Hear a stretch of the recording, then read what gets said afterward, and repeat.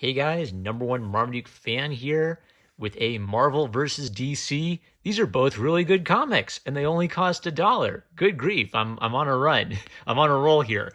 I guess this is gonna be the based and red-pilled Marvel versus DC edition. So basically, both of these have like a really interesting. Shadow of the Bat especially has a really interesting social theme underneath it. So I guess the kind of like caveat I want to have for all superhero stories is I love superhero stories. I love what 4chan would call cape shit. The caveat is you've got to read more than cape shit. I love Harry Potter. You can't just read Harry Potter. I love Star Wars. You can't read just Star Wars. Go read the Bible, kids. Now, the reason that's important is I think that cool story, like at their best, fun little superhero comics should be these great adventure stories for, kids and teenagers, and they should have some underlying theme of heroism that resonates with people, right? But for you to have a theme of heroism, that means you actually have to have some ideas about good and evil. You can't write a story about heroism if you are a postmodernist who just wants to deconstruct everything. You can't write a story about heroism if you're an evolutionary psychologist who believes that atoms determine everything in our brains. Like that kind of like moral subjectivism doesn't gel with what makes a superhero. At the same time, because superheroes are simple little stories for children, go read the Bible, kids. You need something more substantive than just basically these are like very good normie books, right? In a normie book, it'll be like communism is bad, but you know what else is bad? Right-wing fascism is bad too. And Stalin is bad, but Joe McCarthy, he's a bad guy too. We love America. We love free speech. The kind of like most common central, like your average construction worker or guy going into the 7-Eleven to grab a comic book for 10 cents digs that kind of stuff. And that's what I appreciate about the American superhero comic. So to all my friends who like to post cape shit memes on Twitter, I get where you're coming from, but I still like me some cape shit. So this is a reprint of Tales of Suspense 52 to 53.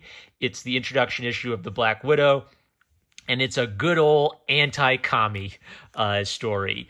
And I kid you not, one of the bad guys is named Boris, and she's Natasha. It's about Iron Man versus Boris and Natasha. And we also learned that Tony Stark is dummy thick. Oh man, he must have been like walking around the lab and the clap of his ass cheeks alerted the Crimson Dynamo. But anyway, so the Crimson Dynamo, he hates America. He's a communist. Oh, there's a neat twisteroo where, by the way, plot is by Stan Lee, and I don't know who the script is by. N. Korok, I'd never heard of him before, so N. Korok did the script, and Don Heck, one of their regulars, did the art for this. I feel like they were just working Don Heck, Jack Kirby, and Steve Ditko to death during these years. But anyway, so the original Crimson Dynamo has defected to America. He loves America and this country now, and then one of the sneaky communist spies, Boris, sneaks in and steals the Crimson Dynamo armor so he can pin it on Korvac, and his plan is to sabotage American production and destroy Tony Stark and capture Iron Man while he's here, right? So I think that, what was his name? What was the name? Khrushchev?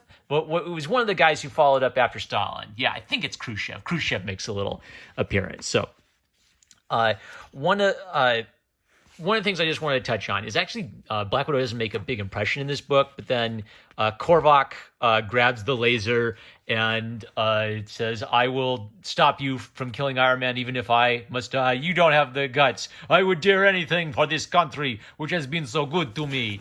And he pulls the trigger and he goes through with it and blows himself off screen. So it's very hammy. It's very soap opera-y.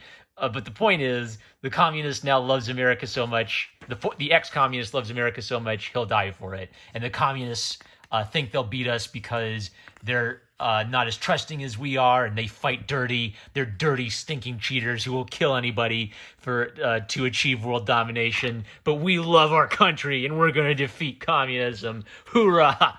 Then the second issue actually has Black Widow getting to do some cool stuff. So it's so corny. Iron Man is in his lab, Tony Stark, and the worst scientist in the world. He gets bored, so he just decides to randomly jumble a bunch of wires. A giant safe is hanging over his head. The safe nearly crushes him, and then he doesn't. And then he finds out the machine actually works, and it's an anti-gravity ray. But he'll never be able to repeat it because he just assembled the wires at random. Because we needed an explanation for why he can't build one of these again once it breaks. Oh, good grief. All right, so after that really hammy introduction, Black Widow just gets to...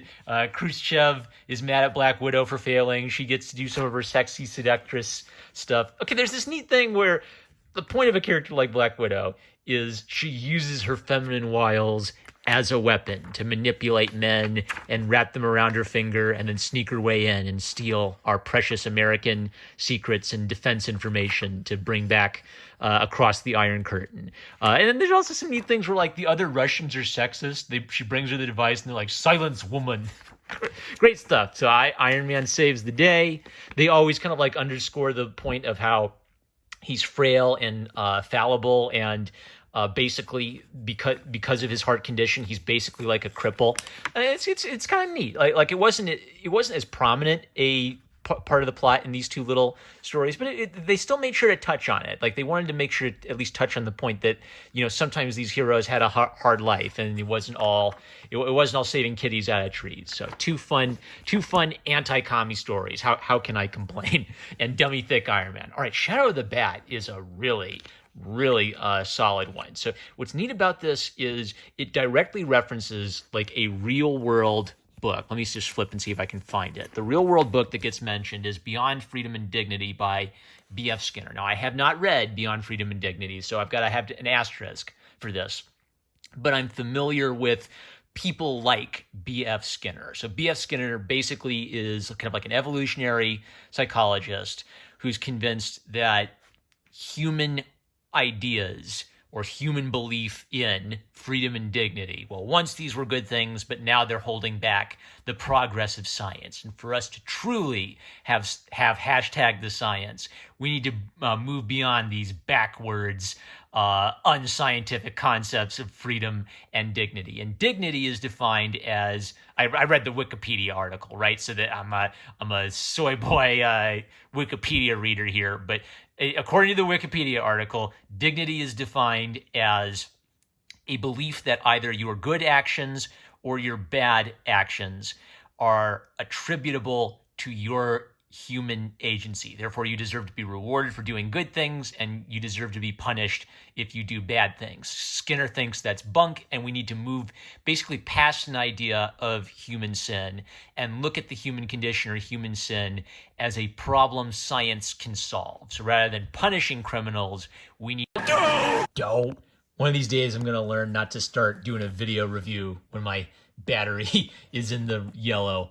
All right, so what I was saying was, Skinner's idea is rather than punishing criminals, we should be trying to cure antisocial behavior. And what this immediately reminds me of is C.S. Lewis has a great essay. I think it might be called On Punishment or something, but C.S. Lewis's idea was, if the law stops being about punishing criminals, that's a very, very, very bad idea, because if its job isn't to punish you, but if its job is to cure you, theoretically, you could never get out if the experts haven't decided you've been cured yet. So if it's a murderer, they could fiddle around with him and say, aha, we scrambled his brains. He's cured. He won't murder again. Okay, we'll let him out the next day. And if you're a jaywalker, if they can't find the cure for you, well, we haven't cured him of jaywalking. He has to stay here until we cure him. And so for Lewis, what he was worried about was this would basically become like an Orwellian nightmare. Like this was going to be the way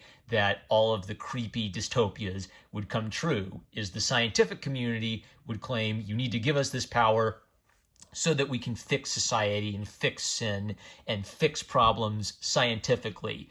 And really, like it's kind of hard when you look at an idea like human free will and human dignity are just illusions we've constructed. I find it hard to believe that won't end up in you abusing human freedom and abusing human dignity. Even if you want to do like a little, oh well, of course we respect human rights caveat. No, there's something really inhuman about kind of like the utilitarian, scientific, technocratic worldview. Like people are just like bugs, bugs that they might feel like they can take care of, but bugs compared to their massive intellects nonetheless. So the brilliant idea of this comic is, what if we took that real world idea and we gave it to a supervillain in Gotham City? So writer's Alan Grant, the artist is Norm Brayfogle. The fictional character who's inspired by Skinner's worldview is Jeremiah Arkham. And what I think makes Jeremiah Arkham really compelling is he has a point. He has one true, correct problem that he sees,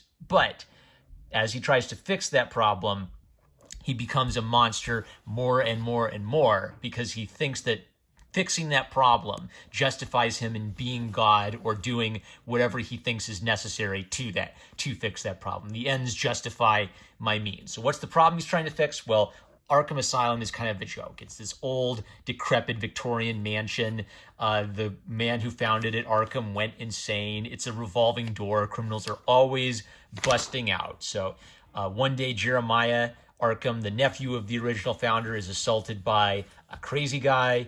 There's this really creepy scene where he kind of reads him and he just says one thing: "You don't need to kill me. Your father is already dead." So he basically uses psychology to get himself out of this situation. He just stands and watches as the nutter shoots himself in the head. So this clearly becomes like a motivating factor for Jeremiah. Why are these criminals always escaping Arkham? It's such a joke.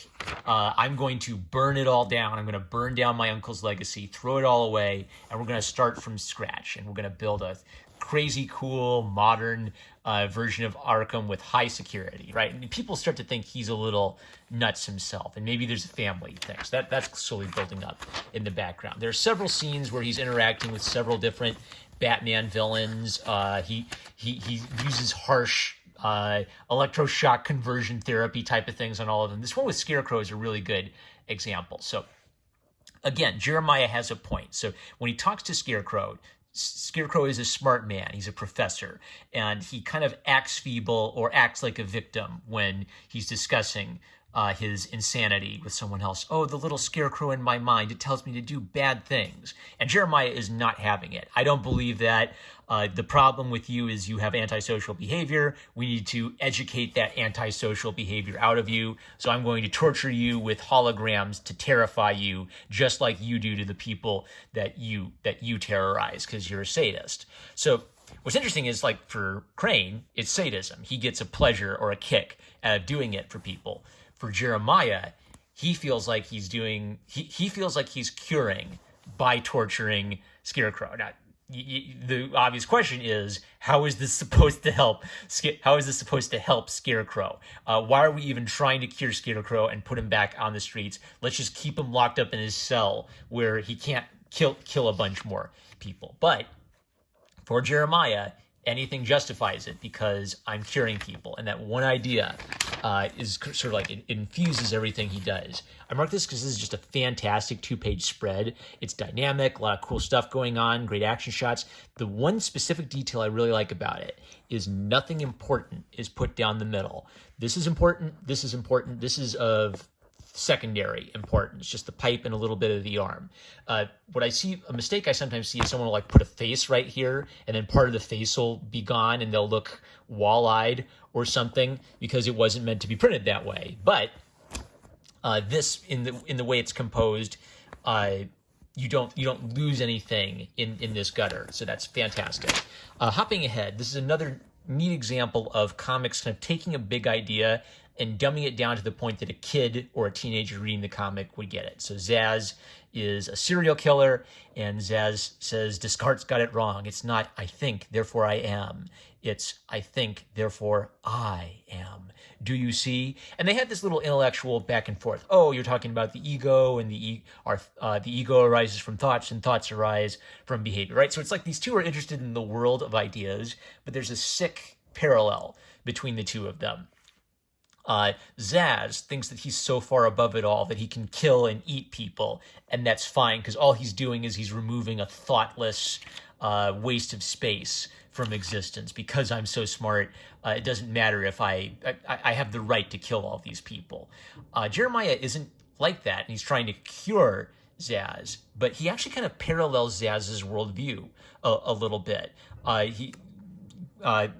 Jeremiah has the point, as Skinner said, compared with the fascinating dramas played out in the depths of the mind, behavior itself seems superficial. He's so interested in science in the realm of ideas that he's becoming impersonal. He's becoming inhuman. He's starting to see himself and his intellect as more important than petty little people and what they do and their